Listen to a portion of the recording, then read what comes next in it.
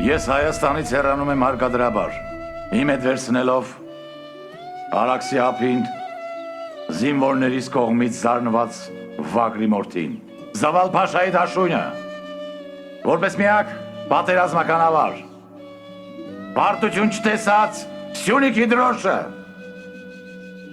թող որ դրվի կրծքիս վրա, գերեզմանիս մեջ, ու մի բառարամ,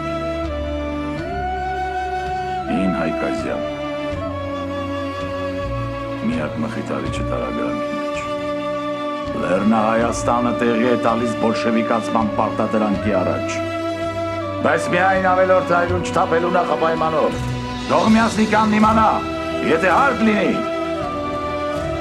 ես հնարավորություն կունենամ մի քանի տասնյակ զինվորներով նորից վերագրավել Լեռնա Հայաստանը, թող աշխատեն բավարարեն այդ ուղղացու և մտավորականի պահանջը, սա ասում է Հայաստանի Հանրապետության սպարապետ Նժդեհը։